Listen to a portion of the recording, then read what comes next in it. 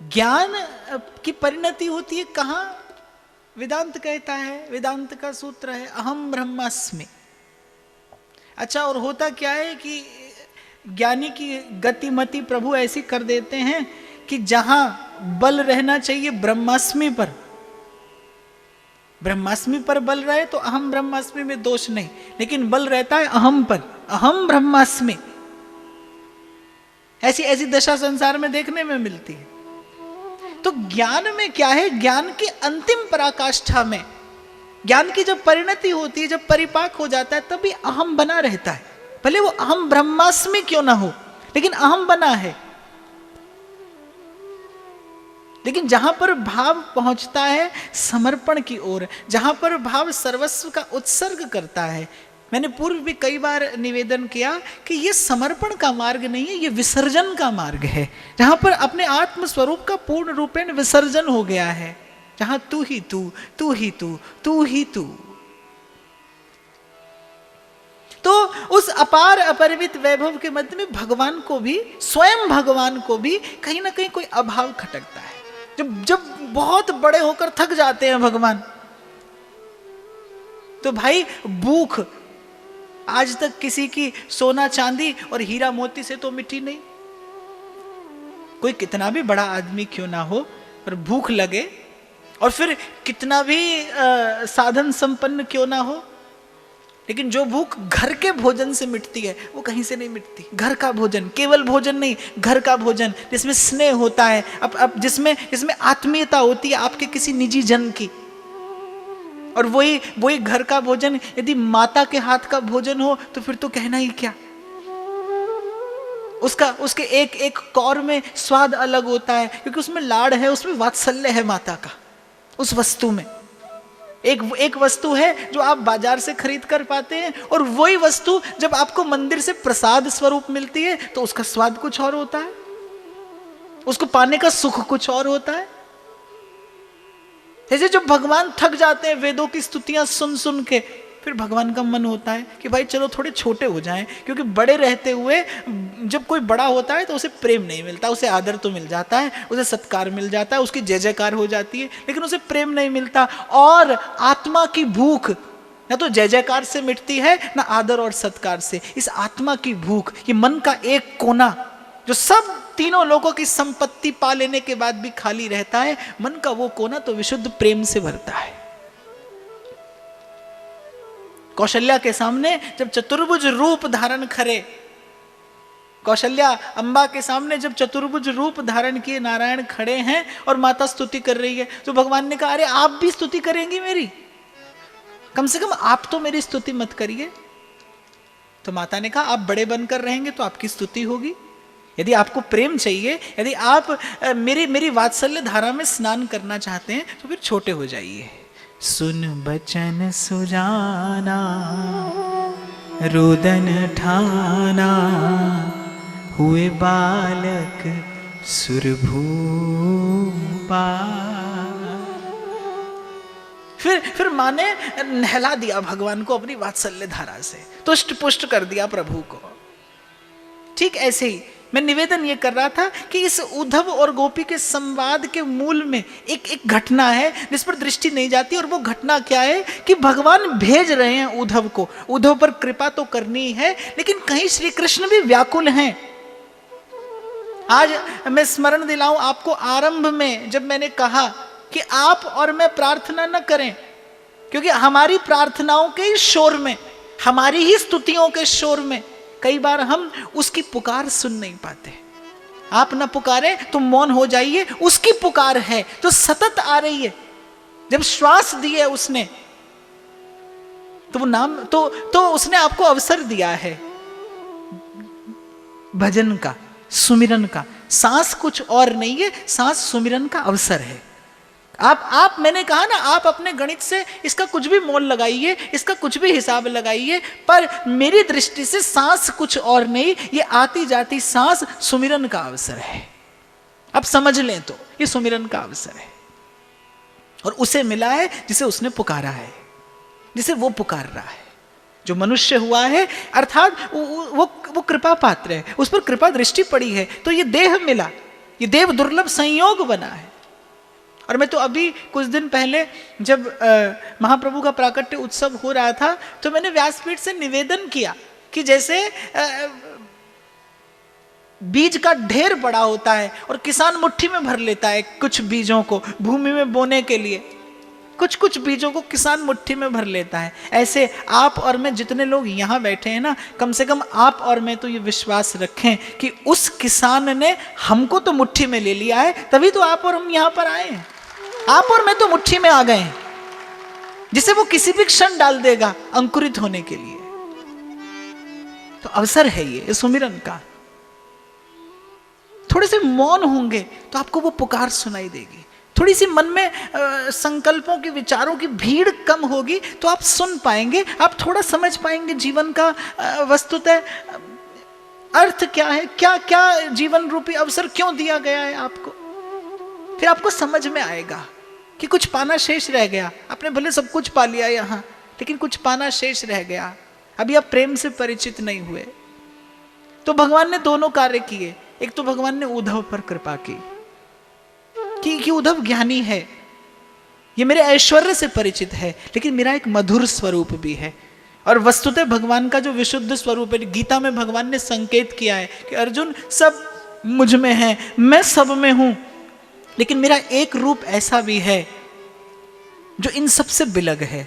और वो कौन सा रूप है जो भगवान ने शास्त्रों में संकेत किया, अहम वृंदावनम परित्यज्य पादमेकम न गच्छति। मेरा एक वो प्रेमी स्वरूप है जहां मैं केवल अपने भक्तों के प्रेम का उत्तर देता हूं, जहां मैं केवल प्रेम की भाषा बोलता हूं, समझता हूं, प्रेम ही आरोगता हूं, प्रेम ही बांटता हूं।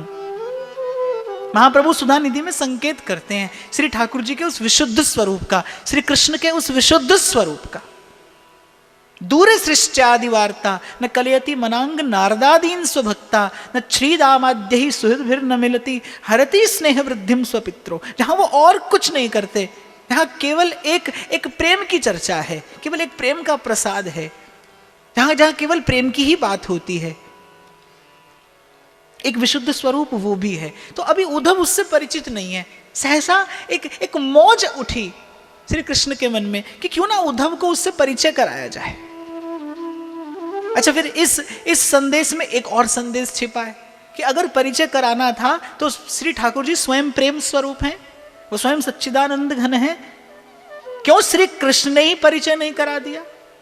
पर गोपी के पास में भेजकर श्री कृष्ण ने आपको, मुझे, इस जीव मात्र को यह संकेत दिया कि अहम भक्त पराधीन, मैं तीनों लोगों का ऐश्वर्य अपनी कृपा से दे सकता हूं, लेकिन यदि मुझे प्रेम का दान करना होता है तो मैं विवश हूं, मौन हो जाता हूं। फिर उसके लिए मुझे अपने भक्तों के अधीन होना पड़ता है। मेरे भक्त जिस पर कृपा करते हैं, प्रेमी जिस पर अनुग्रह करता है।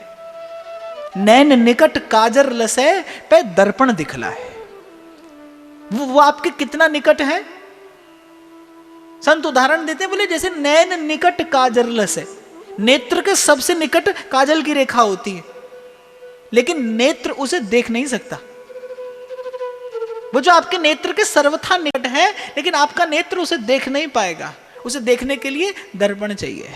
ठीक ऐसे ही जैसे महाराज कहते हैं, सर्वनिवासी सदा अलेपा सोए संग समाय। कितना निकट? पूप माही जो बास बसत है, मुकुर माही जो छाई, तैसे ही हरि बसे निरंतर, घट ही खोजो भाई। इतना निकट, लेकिन संत रूपी दर्पण के बिना उसे देखा नहीं जा सकता। भक्त रूपी दर्पण के बिना उसका अपने ही जीवन में दर्शन नहीं होता। और या फिर ऐसा भी कह दें कि उद्धव को गोपी के पास में भेजकर भगवान ने मानो घोषणा कर दी कि यदि मेरे अनुराग की इच्छा है, मेरे प्रेम की इच्छा है, तो सीधे सीधे किसी प्रेमी की शरण ग्रहण करिए। मैं भी कुछ दिन पहले कहीं कोई लेख पढ़ रहा था कि द्वारिकाधीश अर्जुन के रथ के सारथी क्यों बने? तो वो अर्जुन के रथ के जितने घोड़े थे उन्होंने एक एक सद्गुण से उस घोड़े की तुलना की और ये कहा कि उन सब सद्गुणों को जिसने साधा हो तो ऐसे किसी जीव रूपी अर्जुन के रथ के सारथी श्री कृष्ण बनते हैं। तो मैं मन में विचार कर रहा था, मैंने कहा भाई ये तो बहुत कठिन काम है। जो स्वयं को साधना ही आ जाए, फिर भक्त और संत के जीवन में क्या आवश्यकता है? जीव निर्बल है, जीव दुर्बल है। अपना जीवन देखूं तो यहां तो पग पग पे भूल होती है, यहां तो हर पग पे चूक हो जाती है, क्षमता का अभाव है, सामर्थ्य का अभाव है। क्या है जीवन में? कुछ भी तो नहीं। पानी का सा बुदबुदा और ये तन ऐसा होए। तो फिर मैंने अपने मन में विचार किया, मैंने कहा भाई न बने श्री कृष्ण सारथी चिंता नहीं है, मुझे तो एक बात ज्यादा सुगम मालूम पड़ती है, अर्जुन के रथ में एक और गुण भी है, अर्जुन के रथ में एक और दिव्यता भी है। अर्जुन के रथ की ध्वजा पे हनुमान जी महाराज बैठे हैं। तो यदि इतना सब न हो सके तो सीधे सीधे अपना जीवन किसी संत के चरणों की छत्र छाया में रख देना, विजय हो जाएगी। सीधा सीधा किसी भक्त के, किसी संत के चरणों की छाया में जीवन रखते। अभी कुछ दिन पहले मैं चर्चा कर रहा था ना कि क्या मालूम संत के, भक्त के हृदय में कब मौज आ जाए, कब वो भिगो दे अपनी कृपा से आपको। इसलिए संत के, साधु के, सदगुरु के, सत्संग के निकट बने रहिए, जीवन में पास बने रहिए, जीवन में सत्संग के आसपास रहिए। ऐसा ना हो जाए कि आज सुना तो फिर ठीक है। कुछ लोगों को मैंने देखा वो साल भर में, 2 साल भर में कहीं आसपास कोई कथा हो जाए तो सुन ली। प्रयास करिए जीवन में सत्संग को पाने का, सत्संग के निकट बने रहने का। आपका ये थोड़ा सा प्रयास, the time you are spending here, it is not just that you are spending your time here, it is the investment is going to be with a huge return. ये जो समय आप यहाँ दे रहे हैं, ये समय केवल आप यहाँ दे नहीं रहे, this is the investment. यही तो वो समय है जो आप सार्थक कर रहे हैं. It is going to come back with a huge return. ये जाने कितने सद्गुण लेकर आएगा आपके जीवन में. ये आपकी बुद्धि को स्थिर करेगा, ये आपके विचार को स्थिर कर देगा, ये विवेक जगा देगा जीवन में. जीवन में कितने मोड़ ऐसे आते हैं जब धन काम नहीं आता, संपत्ति काम नहीं आती, जब समृद्धि काम नहीं आती, जब आपकी प्रतिष्ठा, आपका यश काम नहीं आता, जब बुद्धि का विवेक काम आता है. और कई बार ऐसी स्थिति आती है कि जीवन का एक निर्णय आपका पतन भी करा सकता है और जीवन का वही निर्णय आपको उत्कर्ष तक, आपको शिखर तक भी ले जा सकता है. उस समय आपका विवेक काम आता है. और यदि उस समय आपके पास होगा सत्संग से जगा हुआ विवेक, तो ये जो समय आप दे रहे हैं, ये जीवन सिद्धि का समय है, ये आत्मशुद्धि का समय है.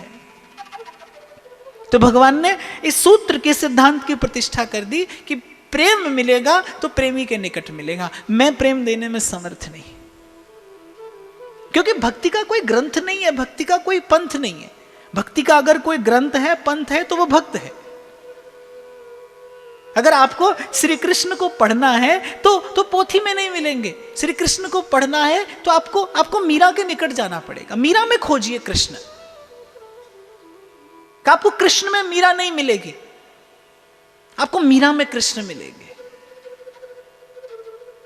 राम ते अधिक राम कर दासा, भगवान ने भक्ति का सूत्र दिया. मोते अधिक संत कर लेखा. आपको राम में तुलसी नहीं मिलेगा, आपको तुलसी में राम मिलेंगे, आपको मानस में राम मिलेंगे. आपको गोपाल की लीला देखनी है तो आप सूर्य के पास जाइए. और ऐसे ही कृष्ण के प्रेम का दर्शन करना है तो उद्धव को अपने से दूर भेज रहे हैं भगवान गोपियों के पास. ये इस सिद्धांत की प्रतिष्ठा करने के लिए कि मेरे निकट रहने से प्रेम प्राप्त हो नहीं हो, लेकिन मेरे भक्त के निकट चले जाने से, मेरे भक्त के आश्रित हो जाने से उस प्रेम की अनुभूति अवश्य होती है. मैं तो सदा निवेदन करता हूं कि कथा केवल कथा नहीं है, कोई कहानी नहीं है. अगर कहानी हो तो कितनी लंबी कहानी है. प्रभु उदास हुए, उद्धव को संदेश भेजा, उद्धव ने जाकर संदेश सुनाया, गोपियों ने उपहास किया, प्रेम का दर्शन कराया, उद्धव लौट आए. लीजिए कथा हो गई पूरी.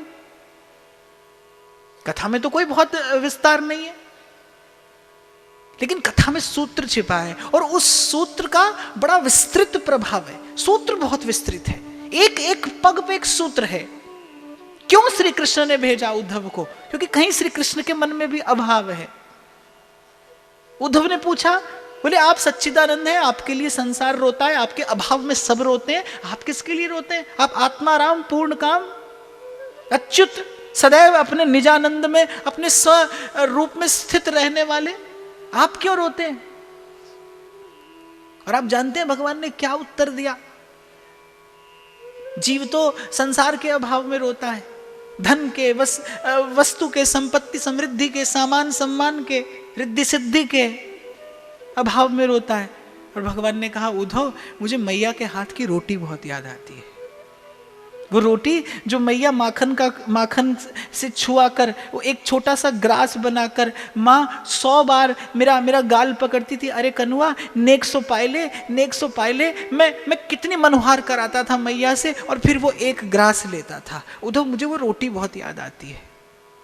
और यहां तुमने देखा ये दुग्ध के समान सुकोमल, फेन के समान ये उज्जवल शैया, ये रत्न जटित पर्यंक, और ये सहस्रों दास दासियां, ये परिचारक, मुझ पर चंवर और व्यंजन ढुराने वाले। पर मैं जब से आया हूं तब से मैं एक भी रात सुख की नींद सो नहीं पाया। मैं अब तक सोया नहीं उद्धव। क्यों? क्योंकि मुझे मेरे बाबा की गोदी बहुत याद आती है। मैं जब गौचारण के बाद लौटता था तो मेरे बाबा बड़े लाड से वहीं भूमि पर, वहीं रज में धूल धूसरित होता था, गो के चरणों की रज से मंडित होता था मेरा शरीर, और जो श्रृंगार मैया ने सुबह किया होता था बिखर जाता था शाम तक। मेरे मस्तक पे, मेरे गालों पे, कपोलों पे जब प्रस्वेद कण देखते थे मेरे बाबा, तो वो वात्सल्य की धारा फूट पड़ती थी उनके हृदय में। वहीं लिटा लेते थे मुझे अपनी गोद में, अपनी गोद में मेरा मस्तक रख के, और अपने उत्तरीय वस्त्र से व्यजन करते हुए वो पसीना सुखाने का प्रयास करते थे। कैसी मीठी मीठी मधुर मधुर कहानियां मुझे सुनाते थे, और कब मुझे बाबा की गोदी में नींद आ जाती थी मैं भी नहीं जानता। उद्धव जब से आया हूं तब से सोया नहीं, बाबा की गोदी बहुत याद आती है। अभाव है किसके जीवन में? जिनके चरण कमल कमला के करतल से न निकलते देखा, वो अभावग्रस्त हैं। वो भगवान, वो अभाव खटकता है उनके जीवन में। लोग कहते हैं आप भोग लगाते हैं भगवान पाते हैं। पहली तो बात मुझे यही समझ में नहीं आती, लगाते हम हैं पाते वो है, आपको क्या परेशानी है? एक बार मेरे घर में एक व्यक्ति आए, वो किसी संप्रदाय विशेष से संबंध रखते थे, तो कहने लगे अरे ये मूर्ति की पूजा क्या है, तो खेल खिलौना, खेल खेलने जैसा है। तो मैंने कहा यहां भी कोई परेशानी नहीं होनी चाहिए। आप रुपयों से, सिक्कों से खेल खेलते हैं, हम मूर्ति से खेल खेलते हैं। खेल तो सभी खेल रहे हैं यहां पर। आप संसार की वस्तु से खेलते हैं, हम इस वस्तु से खेलते हैं। अगर आपको खेल भी लगे तो। बहुत बात की उन्होंने, ये पाखंड है, ये प्रपंच है, ये आडंबर है, भगवान तो ये और भगवान तो वो। बहुत देर तो मैंने सुना। फिर जिस संप्रदाय से वो संबंध रखते थे, उन्हीं के संप्रदाय के एक आचार्य का एक ग्रंथ रखा था मेरे पास। अब शठम शाठ्यम समाचरित, भावुक व्यक्ति को भाव से समझाया जाता है, तार्किक को तर्क से समझाया जाता है। पर तुलसी बाबा कहते हैं कांटे पे कदरी फरे। केले का पौधा होता है ना, उसे काटना ही पड़ता है यदि उसमें फल लाना हो तो कुछ लोग ऐसे भी होते हैं। तो मैंने उस आचार्य से मानसिक रूप से क्षमा याचना करते हुए मैंने सामने उस ग्रंथ को रखा और उस ग्रंथ पर उठाकर जूता रख दिया। अब तो साहब बड़े बिलबिलाए, वो क्रोध आ गया उनको, ये आपने क्या किया, हमारे ग्रंथ का अपमान कर दिया। मैंने कहा ऐसा मैंने क्या किया? बोले ग्रंथ पर आपने जूता रख दिया। तो मैंने कहा लग गया क्या? बोले रखा आपने यहां और लगा मुझे यहां। बोले आपने जूता यहां रखा और लगा मुझे यहां। तो मैंने कहा साहब एक बात बताइए, आपके ग्रंथ पे रखा जूता आपको लग सकता है, तो मेरी मूर्ति को लगा भोग क्यों नहीं लग सकता? इस ग्रंथ को जूता लगता है तो मूर्ति को भोग क्यों नहीं लगता? और जैसे जूता रखा मैंने यहां और लगा आपको यहां, ऐसे मूर्ति को लगता है भोग, भोग धरा जाता है मूर्ति के सामने और पेट हमारा भरता है। तुष्टि हमको होती है, हमें संतुष्टि होती है इसमें।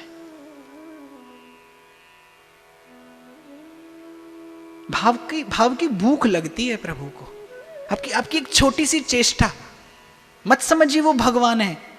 अगर वो भगवान ही है तो फिर तो आप में और मुझ में सन्मुख होने की भी सामर्थ्य नहीं है। मैली चादर ओढ़ के फिर तो कैसे द्वार तुम्हारे आओ। पर आपके और मेरे भाव की उन्हें भूख लगती है। छोटी सी आपकी मेरी चेष्टा वो जगन्नाथ को तुष्ट कर देती है, संतुष्ट हो जाते हैं प्रभु आपकी मेरी छोटी सी चेष्टा से। इसलिए मैं कहता हूं भले एक तुलसी दल भगवान को निवेदन करिए, संपर्क बनेगा उनसे, आत्मीयता बढ़ेगी उनसे। जब नित्य उनके पास जाएंगे, नित्य प्रति पुष्प धरेंगे, कभी तो उनकी सुवास, कभी तो उस फूल की सुवास उन्हें प्रसन्न कर देगी। और ऐसा मेरे प्रभु का स्वरूप है, स्वभाव ऐसा है। स्वभाव ऐसा है कि गई मारन पूतना कुछ काल कूट लगाए, मातु की गति नहीं ताहि कृपाल जादव राय। तुलसी बाबा कहते हैं ऐसो को उदार जग माही, बिनु सेवा जो द्रवय दीन पर, राम सरिस को नाही।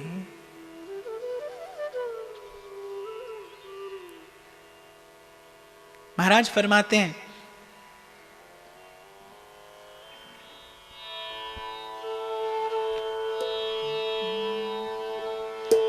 माधव हम ऐसे तू ऐसा, माधव हम ऐसे तू ऐसा, माधव हम ऐसे तू ऐसा, माधव हम ऐसे तू ऐसा।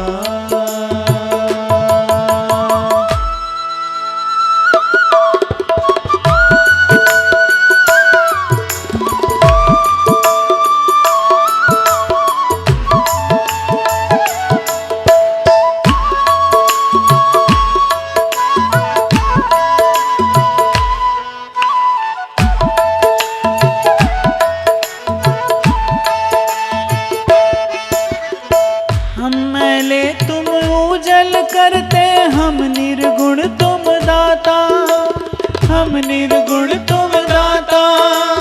हम निर्गुण तुम दाता, हम मूरख तुम चतुर सयाने, सर्व कला के ज्ञाता, सर्व कला के ज्ञाता, सर्व कला के ज्ञाता, तुम सर्व कला के ज्ञाता,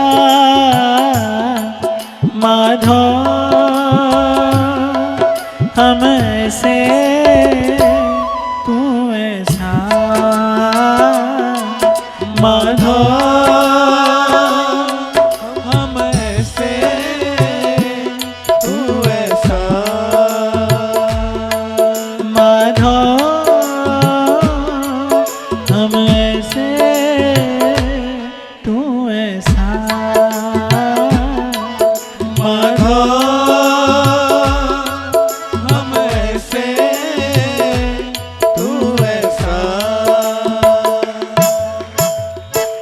तो स्वभाव ऐसा है और स्वरूप ऐसा है। अनंत रूप रूपाय विष्णवे प्रभ विष्णवे। जो भाव जो वस्तु अनंत को समर्पित होती है वो अनंत होकर आप तक लौट कर आती है। किसी प्रेमी, किसी स्नेही, किसी उदार हृदय व्यक्ति को भी जब आप एक वस्तु देते हैं ना, संसार में भी, तो उसका प्रयास होता है कि वो आपकी दी वस्तु को अधिक करके आपको लौटाए। ऐसा स्वभाव होता है एक उदार व्यक्ति का। आपने किसी को बड़ा सुंदर उपहार दिया, तो जब समय आएगा तो उस व्यक्ति का प्रयास होगा कि वो उससे सुंदर, उससे श्रेष्ठ उपहार आपको दे। एक जीव का ऐसा स्वभाव है। और फिर उनकी सामर्थ्य देखिए, उनका स्वरूप देखिए, उनका स्वभाव देखिए। बिन बोलिया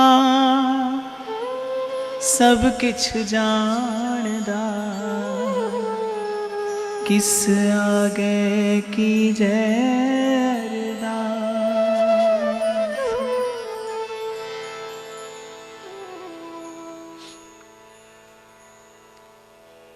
तो अभाव है भगवान के भी जीवन में, और भगवान को बिल्कुल संकोच नहीं हुआ रोने में। महल की छत पर खड़े रो रहे हैं। उद्धव ने फिर पूछ लिया, आप क्यों रोते हैं? तो बोले, उद्धव ये सब बहुत याद आता है। वो जब गोपियां उल्हाना देने आती थी मेरी मैया को, और मैं छिप कर मैं जानता था कि मैंने वो क्रिया की है जिसका उल्हाना देने वो आई हैं, और वो छुप कर जब मैं वो उल्हाना सुनता था, यहाँ सब लोग मेरी स्तुति करते हैं, पर उद्धव मुझे सुख नहीं मिलता। वो जो गोपियों का प्रेम भरा उल्हाना था, जो मैं छिप छिप कर सुनता था, कभी मैया के पीछे और कभी अपने आंगन में उस कदम्ब वृक्ष की ओट में छिप कर मैं वो अपनी चोरी की चर्चा सुनता था ना, वो सुनने में बड़ा सुख मिलता था। उद्धव समझ नहीं पा रहे, क्योंकि उद्धव की जो भक्ति है वो अभी ज्ञान से आवृत्त है, वो अभी ज्ञान से ढकी है। उद्धव नहीं समझ पा रहे कि प्रभु क्यों रोते हैं। और जब प्रभु ने ये देखा कि उद्धव मेरी दशा नहीं समझ पा रहे, तो प्रभु को लगा कि हाँ, उद्धव कैसे समझेगा, तो ज्ञानी है, ये तो केवल मेरे ऐश्वर्य से परिचित है, ये तो केवल मुझे अखिल कोटि ब्रह्मांड नायक जानता है। कहाँ इसके मन में वो प्रेम, वो भाव, वो स्नेह, वो संवेदना। बस यही करुणा सिंधु के हृदय में करुणा की लहर, करुणा की वो हिलोर उमड़ी जिसने भिगो दिया उद्धव को। भक्त तो भगवान के बहुत हैं। अर्जुन को भगवान ने परिचय नहीं दिया इस माधुर्य का, उद्धव को दिया। क्यों? बस उद्धव निकट था और कृपा हो गई। यदि कोई पूछे कि उद्धव को ही क्यों भेजा, तो बस उद्धव निकट था, कृपा हो गई। इसीलिए मैं आपसे कह रहा हूं, फिर दोहरा रहा हूं मैं अपनी बात, कि सतत जीवन में प्रभु के निकट बने रहिए। जाने कौन सी घड़ी उनके हृदय में करुणा की वो लहर उमड़ पड़े और वो भिगो दे आपको। पास बने रहिए उनके। मत सोचिए कि भोग लगाया उन्होंने पाया कि नहीं, लगाते रहिए, कभी तो दीनदयाल के भनक पड़ेगी का। संसार का भी कार्य कौन सा एक बार में सिद्ध हो जाता है? आज तक कभी संसार सधा किसी का, और अनंत जन्मों से उसी को साधने का प्रयास कर रहे हैं कि नहीं कर रहे आप? कितना छल कपट, कितना प्रतिकार, कितना अपमान, कितनी पीड़ा, कितनी वेदना, कितना कष्ट, कितना क्लेश, कितना संताप, कितना दुख, कितना अभाव संसार से मिला। आज भी प्रभु के सन्मुख जाकर संसार मांगते हो कि नहीं? संसार को सिद्ध करने का प्रयास है कि नहीं? जीत जाएं संसार को आप, सब आपके हो जाएं, सब आपके अधीन हो जाएं, सब वस्तुएं आपकी हो जाएं, आप संसार में सबसे श्रेष्ठ हो जाएं। जो आपने पाया है वो कभी आपसे छूटे नहीं, कभी आपका बाल सफेद ना हो, कभी चेहरे पर झुर्री ना पड़े। ये रूप, ये यौवन, ये सब कुछ, ये पाने की अभी भी चेष्टा है कि नहीं? कितना प्रयास है जीवन में इसको पाने का, किए जा रहे हो आप। आज तक संसार भी तो नहीं सधा। और जब आप प्रभु को भोग लगाते हो तो आपका मन आपसे हिसाब मांगता है कि भोग लगाया, पाया कि नहीं।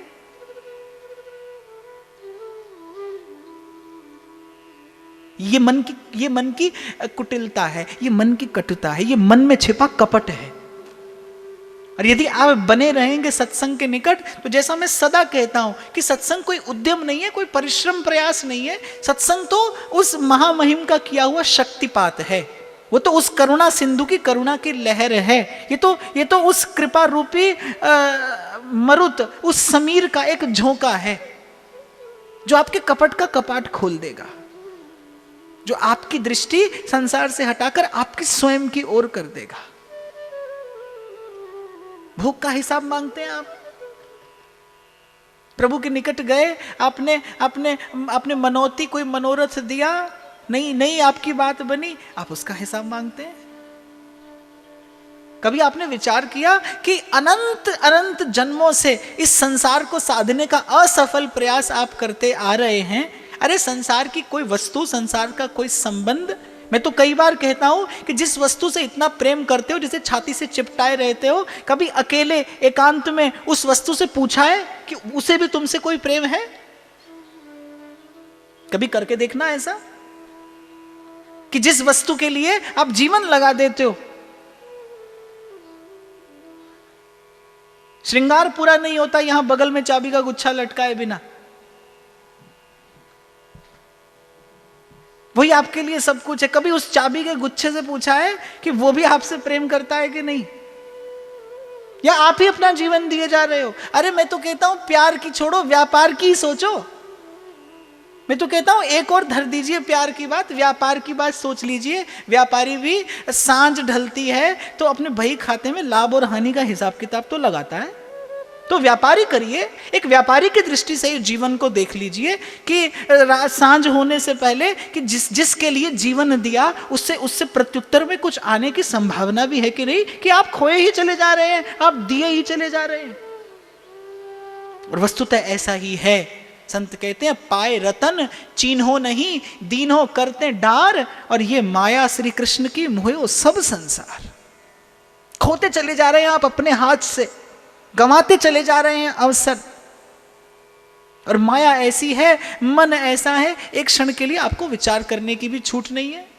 आपको विचार करने की भी छूट नहीं है। एक क्षण के लिए आप विचार भी नहीं कर पाते कि आप केवल गंवाते ही गंवाते चले जा रहे हैं।